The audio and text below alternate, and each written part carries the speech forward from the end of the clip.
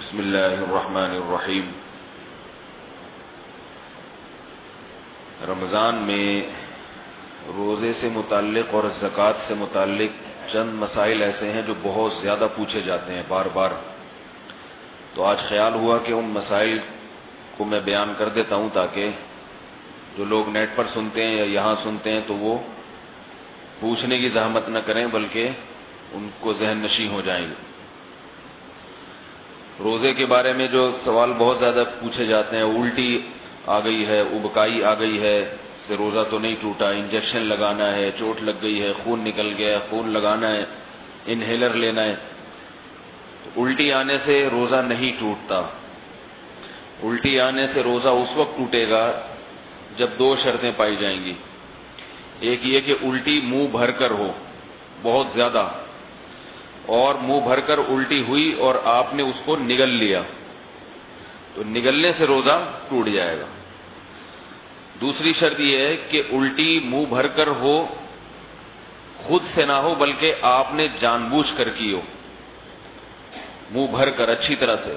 منہ بھرنے کا مطلب یہ ہوتا ہے کہ اتنی زیادہ ہو کہ آپ اگر روکنا چاہیں تو وہ روک نہ سکیں، اس کو منہ بھر کے کہتے ہیں۔ ورنہ اب منہ ہر ایک کا جو ہے کیونکہ وہمی لوگ جو ہے نا، پھر وہ وہمی لوگ جو ہے نا وہ تنگ کرتے ہیں۔ وہمی کہتے ہیں اب مجھے پتہ ہی نہیں چل رہا کہ میرا منہ بھر کے ہوا ہے یا منہ تھوڑا ہوا ہے۔ تو بھائی اب منہ تو آپ کا اپنا ہے، میں تھوڑی پتہ لگا سکتا ہوں کہ آپ کا منہ بھرا ہے کہ نہیں بھرا۔ اس کا ایک فقہا نے ضابطہ بیان کیا ہے کہ اتنا کہ منہ میں روکنا اس کو ممکن نہ ہو۔ تو چھوٹی موٹی ابکائیاں آتی ہیں، چھوٹی موٹی الٹیاں آتی ہیں، یہ اگر نگل بھی لیں تو بھی روزہ نہیں ٹوٹتا۔ ابکائی آئی اور آپ واپس لے گئے تو نہیں ٹوٹتا۔ تو منہ بھر کر ہو اور آپ اس کو نگل لیں، یا نگلیں تو نہیں لیکن وہ منہ بھر کے خود سے نہیں ہوئی بلکہ آپ نے حلق میں انگلی ڈال کے قے کی ہے۔ تو عام طور پر ایسا کوئی کرتا نہیں ہے روزے میں، اس لیے اس کو اتنا بیان کرنے کی ضرورت بھی پیش نہیں آتی۔ اس کے علاوہ گلوکوز چڑھانے سے، انجیکشن لگانے سے روزہ نہیں ٹوٹتا۔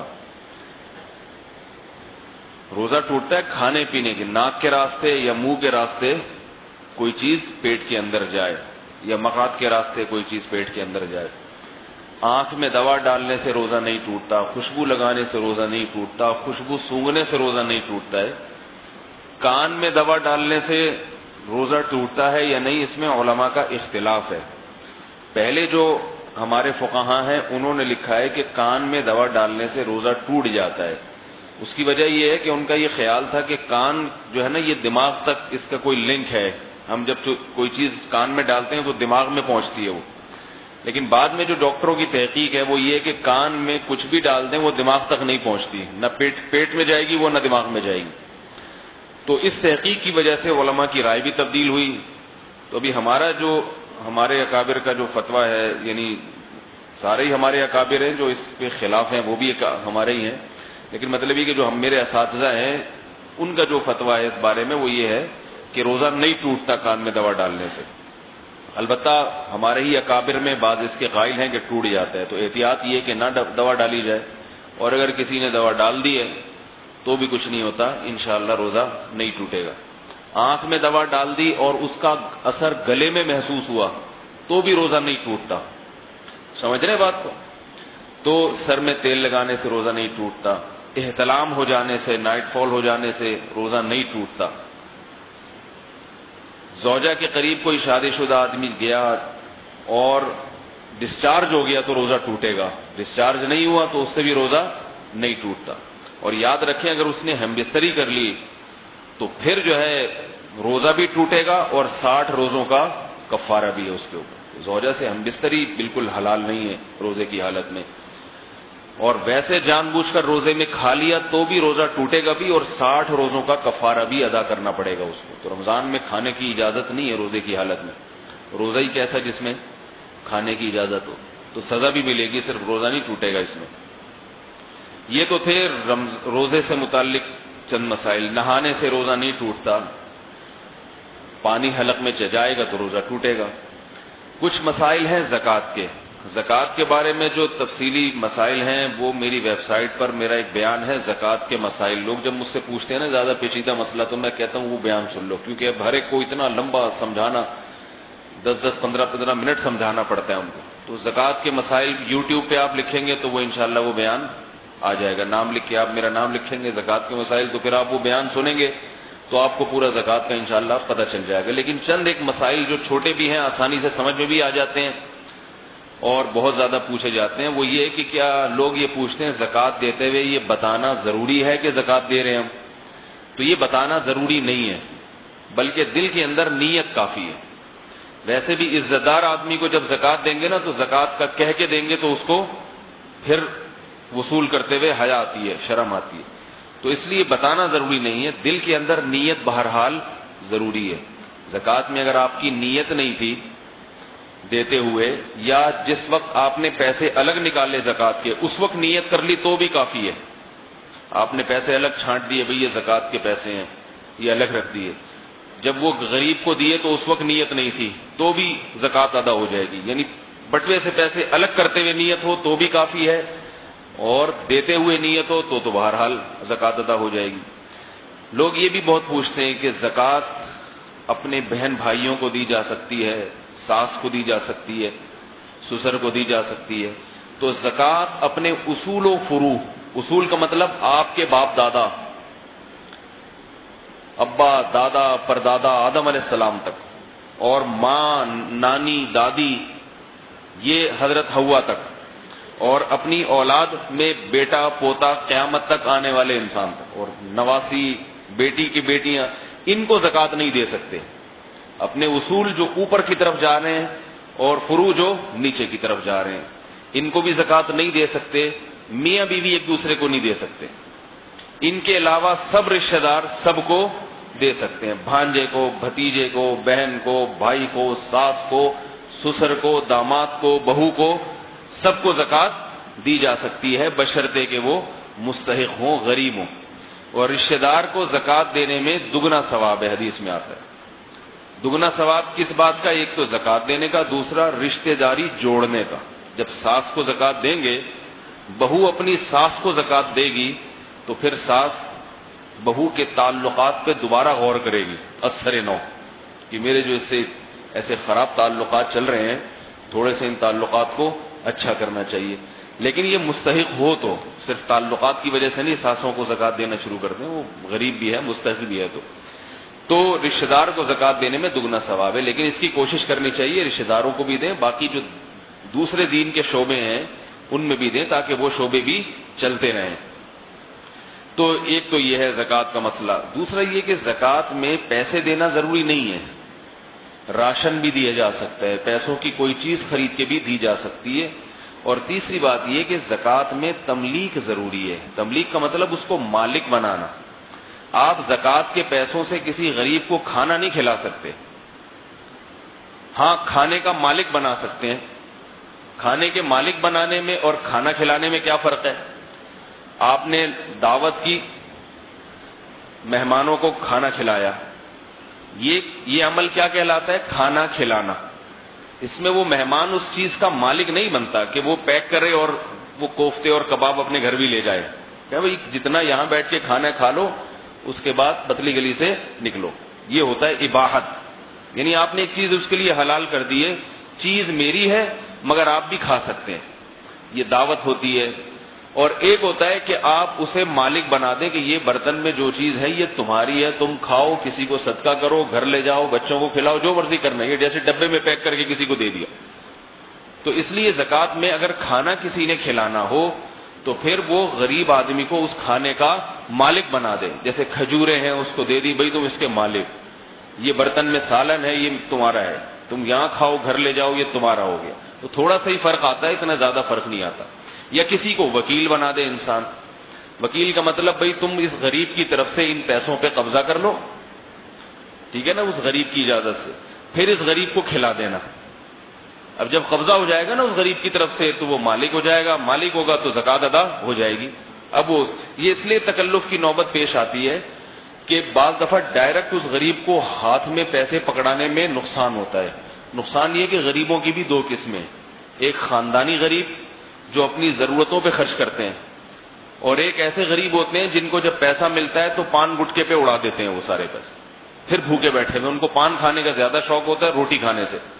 تو انسان کو جب کسی غریب پہ ترس آتا ہے، وہ کہتا ہے مجھے پتا ہے اس کو میں پیسے دوں گا یہ سارے گٹکے پہ اڑا دے گا، سگریٹ اور پان پہ اڑا دے گا، اسنوکر کلب میں اڑا دے گا یہ سارے.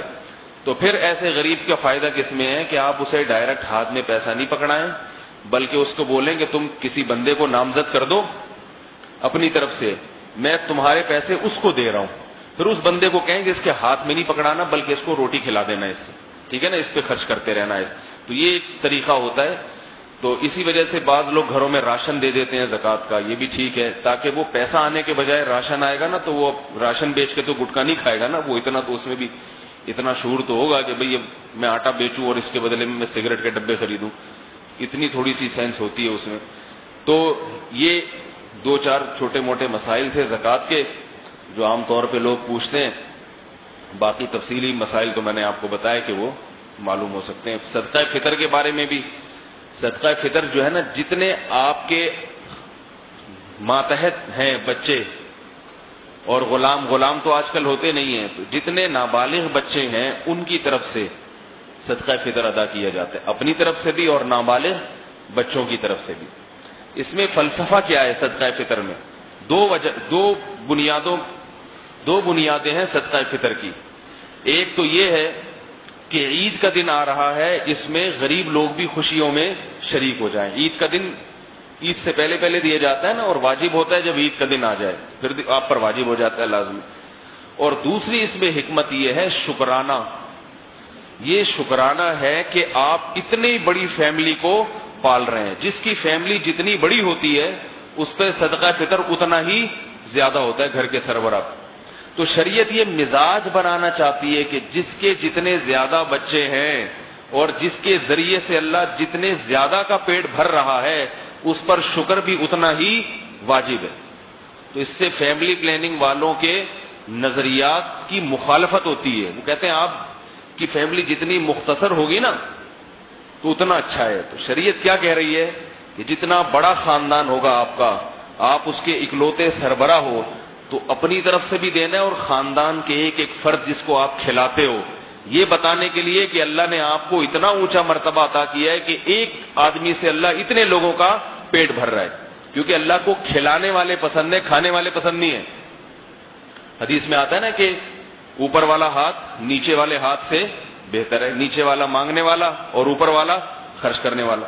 تو اللہ آپ کے ذریعے اتنی مخلوق کا پیٹ بھر رہے ہیں، اتنی مخلوق کا پیٹ بھر رہے ہیں. تو یہ عید کے دن اس کا شکر ادا کیا جاتا ہے کہ اللہ تو میرے ذریعے سے اتنوں کو کھلا رہا ہے. تو اللہ کہتے ہیں سب کی طرف سے صدقہ ادا کرو، سب کی طرف سے. یہ شکر کا صدقہ ہے. بالغ اولاد کی طرف سے نہیں ہوتا فرض، کیونکہ بالغ اولاد کا خرچہ باپ کے ذمے نہیں ہے. جو بالغ بیٹا ہے نا اس کا خرچہ باپ کے ذمے نہیں ہے. وہ باپ اگر اس پہ خرچ کر رہا ہے تو یہ غریبی ہے. یہ کیا ہے؟ یہ باپ کی طرف سے غریبی ہے. ٹھیک ہے نا. ہوٹل میں کھانا کھاتے ہیں نا، ایک تو پلیٹ کا پیسے دے دیے، بعد میں پھر کہتے ہیں یار چل تھوڑی سی غریبی لے آ. تو باپ نے بیٹی کا خرچہ تو ہے باپ کے ذمے جب تک شادی نہیں ہو جاتی، لیکن بیٹے کا خرچہ باپ کے ذمے نہیں ہے. میں اس لیے بتاتا ہوں کہ جتنے آج کل بالغ اولاد ہے نا وہ باپ کو تانے دیتی ہیں، وراثت دو اور یہ کرو اور یوں کرو. تو جب تم بالغ ہو گئے، تمہارے ہاتھوں میں کمانے کی طاقت ہو گئی، اب جو ابا تمہیں کھلا رہا ہے تو یہ اس کا الگ سے احسان ہے. شریعت نے اس پہ واجب نہیں کیا، شریعت نے. تو باپ پھر بھی کھلاتا ہے. تو اولاد کو یہ باپ کا احسان ماننا چاہیے کہ ابا پر لازم نہیں ہے مگر ابا پھر بھی روٹی کھلاتے ہیں، ہمیں گھر میں رکھا ہوا ہے اور ہم پر خرچ کرتے ہیں. تو یہ سب غریبی میں ہو رہا ہے. غریبی اگر نہ ملے تو اس پہ انسان پریشان نہیں ہوتا، ہوٹل والے سے لڑتا نہیں ہے. لیکن آج کل اولاد جو ہے نا وہ سمجھتی ہے کہ باپ کا سارا مال میرا ہے، زبردستی اس پر حق جتاتی ہے. تو یہ غلط ہے. نبی نے فرمایا انت ومالک لابیک، تم بھی اپنے باپ کے، تمہارا مال بھی تمہارے باپ کا ہے. یہ نہیں فرمایا کہ تمہارے باپ کا مال سارا تمہارا ہے، یہ نہیں فرمایا. تو باپ اپنی اولاد سے لڑے کہ اپنا پیسہ مجھے دے، یہ تو سمجھ میں آتا ہے. اولاد کو یہ حق نہیں ہے کہ وہ باپ سے لڑے کہ ابا یہ ساری جائیداد مجھے دے دو، یہ سارے پیسے مجھے دے دو، یا میرا حصہ مجھے دے دو. باپ کی زندگی میں اولاد کا کوئی حصہ ہوتا ہی نہیں ہے.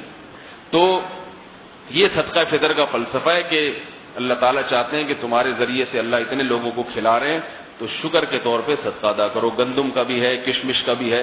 ہم لوگ آج کل سب سے سستا والا پکڑ کے بیٹھ گئے ہیں گندم.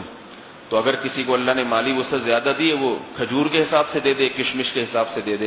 اور اس کے بھی وہی مصرف ہے صدقہ فطر کا جو زکوٰۃ کا ہے. صدقہ فطر بھی غریبوں کو دیا جاتا ہے اور زکوٰۃ بھی غریبوں کو. دیکھو حکومت غریبوں کا اتنا خیال نہیں کرتی ہے مگر خالق کائنات نے غریبوں کا کتنا خیال کیا. زکوٰۃ بھی نکلواتے ہیں اللہ ان کے لیے, صدقہ فطر بھی نکلواتے ہیں, پھر بقرعید کی قربانی میں 1/3 گوشت ان کے لیے نکلواتے ہیں. پھر قسم کے کفارے میں اگر قسم کھائی توڑ دی تو اللہ کہتے ہیں 10 غریبوں کو 2 ٹائم کا کھانا کھلاؤ. ٹھیک ہے نا, تو قسمیں تو ٹوٹتی رہتی ہیں, انسان سے کبھی غصے میں اٹھا لیتا ہے قسم یہ کروں گا وہ کروں گا, بعد میں توڑ دیتا ہے. اللہ نے کہا کفارہ کیا ہے, 10 غریبوں کو 2 ٹائم کا کھانا کھلاؤ. اس کے علاوہ بھی شریعت میں جگہ جگہ جو ہے سزا کے طور پر غریبوں کو کھانا کھلانا رکھا گیا ہے. سزا اس کی ہے کہ غریبوں کو, اب آپ نے رمضان کا روزہ جان بوجھ کے توڑ دیا تو جوان ہیں تو 60 روزے رکھو, اگر بوڑھے ہو گئے ہو روزہ نہیں رکھ سکتے, اللہ کہتے ہیں 60 غریبوں کو 2 ٹائم کا کھانا کھلاؤ. تو اللہ غریبوں کا بڑا خیال کرتے ہیں.